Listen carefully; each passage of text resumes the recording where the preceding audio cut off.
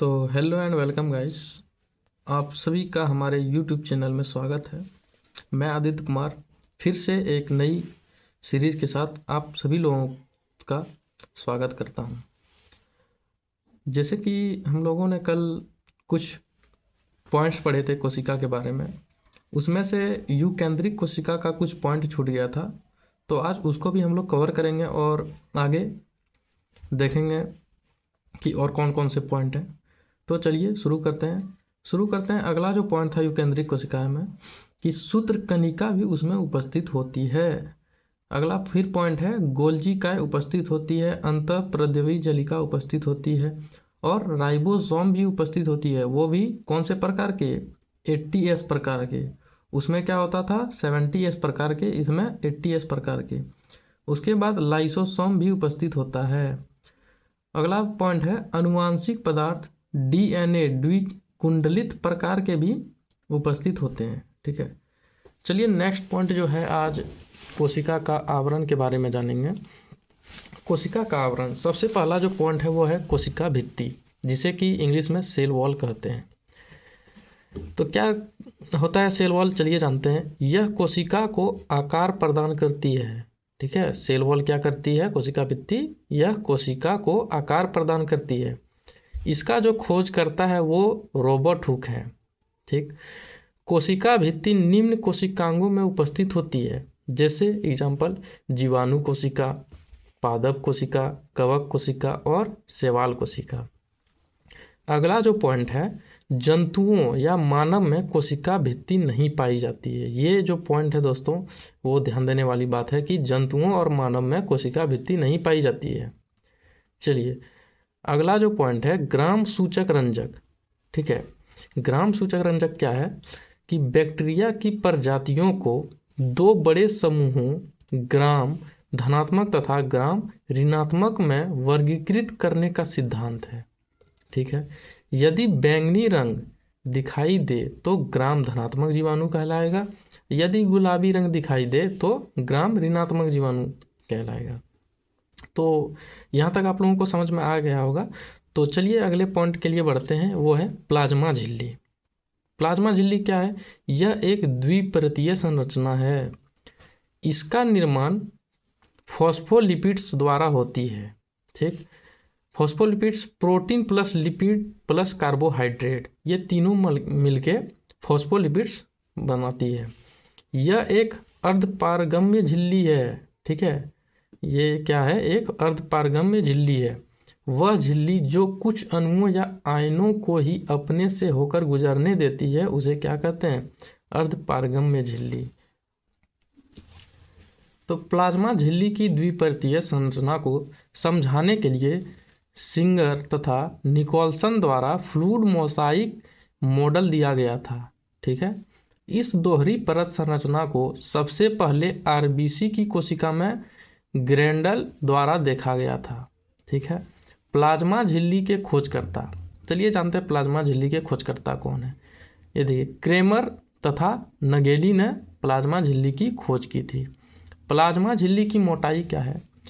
74 angstrom या 7.5, ठीक है, या 0.0075 माइक्रोमीटर। अब अगला जो पॉइंट है वो है नाभिक। नाभिक को केंद्रक भी कहते हैं, इंग्लिश में इसको न्यूक्लियस बोलते हैं। यह केवल यूकैरियोटिक कोशिका में होती है। ठीक है, खोजकर्ता इसका कौन है? Robert brown. ठीक है, ये किस में, कौन से पादप में इसने खोजा? आर्किड के पादप में। नाभिक का अध्ययन कैरियोलॉजी कहलाता है। ये इस तरह के क्वेश्चन कभी कभी एग्जाम में आ जाते हैं कि कैरियोलॉजी क्या कहलाता है, नाभिक का अध्ययन, या नाभिक का अध्ययन क्या कहलाता है, कैरियोलॉजी। तो नाभिक कोशिका का सबसे बड़ा भाग होता है। नाभिक जो होता है दोस्तों वो कोशिका का सबसे बड़ा भाग होता है।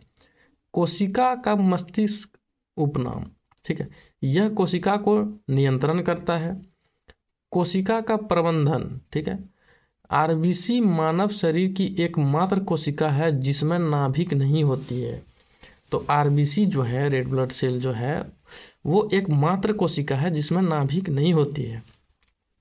नाभिक को 4 भागों में विभाजित किया गया है। ठीक है, पहला जो है नाभिकीय झिल्ली, इसमें लिपोप्रोटीन से निर्मित है, नाभिक को सुरक्षा प्रदान करती है। नाभिकीय झिल्ली नाभिक को सुरक्षा प्रदान करती है। और अगला जो है वो है केंद्रक द्रव्य, न्यूक्लियोप्लाज्म। ये नाभिक का द्रवित भाग है, इसमें आरएनए तथा प्रोटीन उपस्थित होते हैं। ठीक है, केंद्रक द्रव्य में आरएनए तथा प्रोटीन उपस्थित होते हैं। क्वेश्चन आ जाएगा कि आरएनए तथा प्रोटीन किस में उपस्थित होती है, तो आपको बताना है केंद्रक द्रव्य में। अगला पॉइंट है केंद्रिका, नाभिक के बीच में बैंगनी रंग की गेंद जैसी संरचना।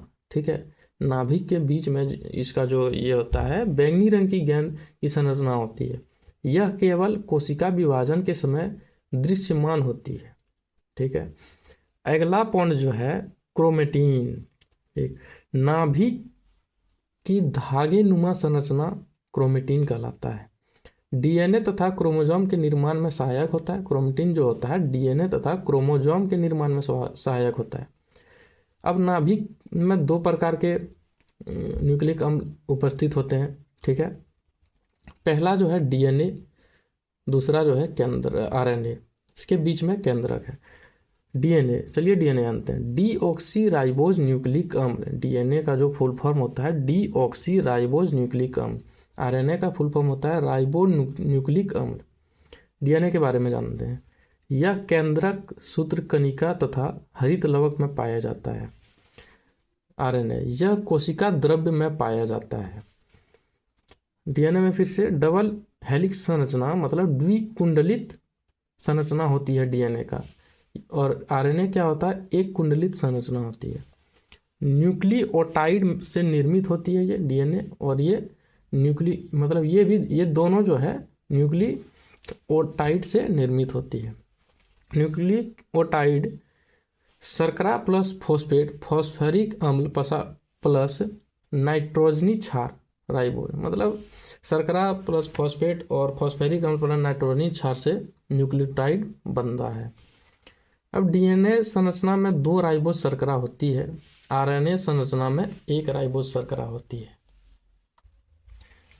अब फ्यूरिन है, फ्यूरिन नाइट्रोजनी क्षार और पिरामिडिन। ठीक है, नाइट्रोजन क्षार का 2 भाग होता है, फ्यूरिन और पिरामिडिन। अब फ्यूरिन का भी 2 भाग होता है एडेनिन और स्वानिन, और इसका पिरामिडिन का होता है साइटोसिन, थाइमिन और यूरेसिल। ठीक, अब फंक्शन, इसके कार्य जानते हैं। फंक्शन क्या होता है डीएनए का? डीएनए एक आनुवांशिक पदार्थ है, चरित्रों का स्थानांतरण करता है। ठीक है, और ये आरएनए क्या होता है, प्रोटीन के निर्माण तथा उसके संश्लेषण में सहायक होता है। ठीक है, डीएनए की पैकेजिंग हिस्टोन प्रोटीन से होती है।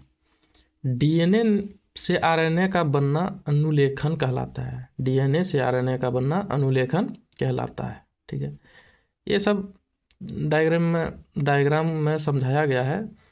तो चलिए आगे जानते हैं गुणसूत्र के बारे में। गुणसूत्र क्या होता है? डीएनए प्लस हिस्टोन प्रोटीन से मिलकर गुणसूत्र बनता है। ठीक है, इसका खोजकर्ता कौन है? इसका जो खोजकर्ता है फ्लेमिंग तथा वेल्डेयर।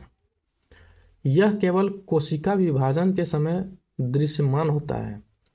मनुष्य शरीर में गुणसूत्रों की संख्या 23 जोड़ी होती है। अब यहाँ से क्वेश्चन बनते हैं कि मनुष्य के शरीर में गुणसूत्रों की संख्या कितनी होती है? तो आपको बताना है 23 जोड़े।